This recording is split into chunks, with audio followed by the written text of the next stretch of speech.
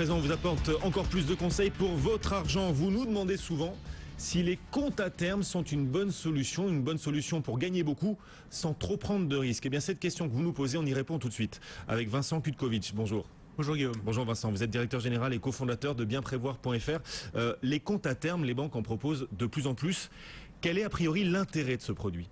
L'intérêt, c'est qu'en fait, l'épargnant passe un contrat avec sa banque sur une durée déterminée et la banque s'engage à verser un intérêt connu à l'avance à partir du moment où l'épargnant laisse les fonds pendant une durée déterminée très précise qui peut être de 3 mois, 6 mois, 12 mois jusqu'à plusieurs années. Les rendements pour l'épargnant sont intéressants, particulièrement attractifs ? Alors, les rendements sont actuellement intéressants malgré le fait, sur certaines offres, malgré le fait que la tendance sous-jacente des taux est à la baisse. Donc aujourd'hui, on trouve certaines offres parmi certaines banques, notamment des banques challenger en France, des banques étrangères qui exercent sous le droit français, mais qui sont des banques challenger comme VTB, qui est une banque d'origine russe, ou GE Money Bank, qui est une filiale du groupe General Electric. Ces banques-là proposent aujourd'hui des taux qui peuvent être attractifs à première vue, qui sont des taux qui peuvent aller jusqu'à 4% par an, à condition qu'on reste plusieurs années, 4 voire 5 ans, exactement pendant cette période-là. Ce qu'il faut avoir en tête, c'est que par exemple, si vous êtes sur l'offre VTB, il suffit que vous restiez 4 ans moins un jour et qu'au bout de 4 ans moins un jour, vous avez besoin de retirer vos fonds,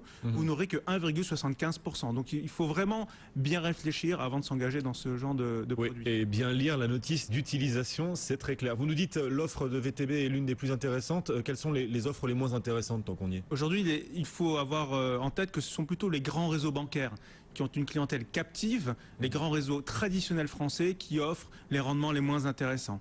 Je répète qu'en fait, c'est vraiment les banques challenger, étrangères, voire il y a une offre aujourd'hui chez Carrefour Bank. Carrefour n'est pas évidemment dans l'esprit des gens, n'a pas une offre d'épargne qui saute aux yeux à première vue. Et donc, ces banques-là proposent aujourd'hui des taux assez attractifs. Maintenant, je dirais qu'il faut vraiment regarder les conditions, effectivement, avant de souscrire. Et il vaut mieux bien réfléchir avant de s'engager. Il faut mettre son argent sur un seul compte à terme ou il faut multiplier les comptes à terme ? Alors, la première recommandation, effectivement, et la première astuce, c'est d'ouvrir plusieurs comptes à terme. Rien ne vous l'empêche, généralement. Au contraire, même les banques vous le recommandent.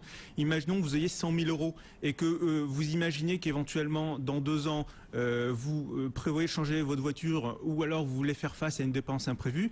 Il vaut mieux avoir scindé son épargne de 100 000 euros, par exemple, en 5 placements. Alors, ça demande une logistique un peu particulière, mais à partir du moment où vous voulez avoir ce genre de placement avec des taux attractifs, il vaut mieux se prémunir contre certaines dépenses imprévues et ouvrir plusieurs comptes à terme. Et est-ce que certains comptes à terme permettent de retirer son argent à intervalles réguliers, tous les 3 mois, tous les 6 mois par exemple ? Alors effectivement, histoire de ne pas garder l'argent immobilisé, quoi. Alors effectivement, là aussi il faut bien regarder. Il existe certaines offres comme celle de GE Money Bank qui vous proposent d'une certaine manière un effet cliquet. C'est-à-dire que vous vous engagez sur un compte à terme qui est affiché avec un taux au bout de 3 ans de 4%.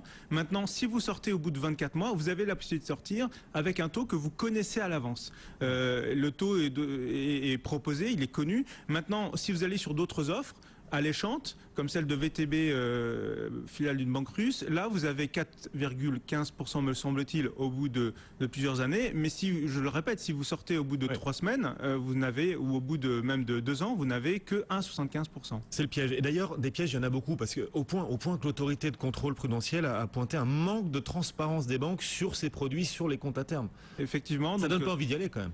Alors, ça donne pas envie d'y aller, mais en même temps, ça va faire évoluer la communication des acteurs bancaires qui ont jusqu'en juin 2013 pour se mettre en conformité avec ces recommandations, qui sont essentiellement des recommandations de commercialisation, de publicité si je peux dire, et par ailleurs des demandes qui sont faites en termes d'affichage des conditions générales qui étaient effectivement peu lisibles jusqu'à présent, et certaines personnes pouvaient s'engager sur des comptes à terme sans savoir exactement où elles mettaient le doigt. Et je recommande dans tous les cas de parler avec un conseiller, d'appeler les conseillers s'ils sont accessibles par téléphone pour bien se renseigner avant de souscrire. Oui, on parle beaucoup des particuliers là, de l'opportunité pour les particuliers de placer leur argent sur les comptes à terme.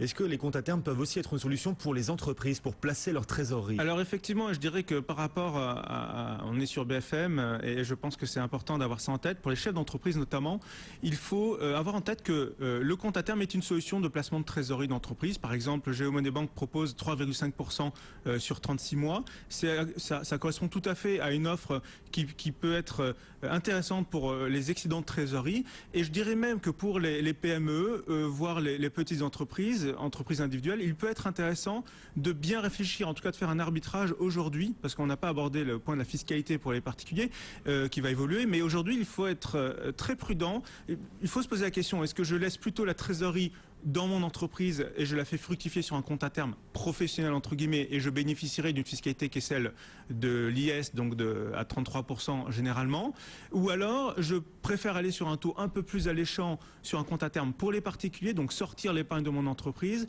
et là par contre on va être taxé de façon beaucoup plus forte dans les mois à venir, puisque dès 2013 la fiscalité sur un compte à terme va être défavorable par rapport à l'offre actuelle. Aujourd'hui on est à 24%, un PFL, donc un prélèvement forfaitaire libératoire à 24% plus 15,5% de CSG.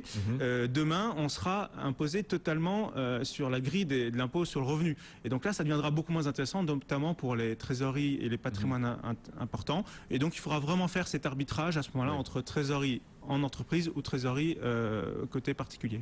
Et bien voilà, les explications, les décryptages de Vincent Kutkovich. Merci beaucoup Vincent, toujours très clair. Vous êtes directeur général et cofondateur de bienprévoir.fr. Un grand merci et à bientôt.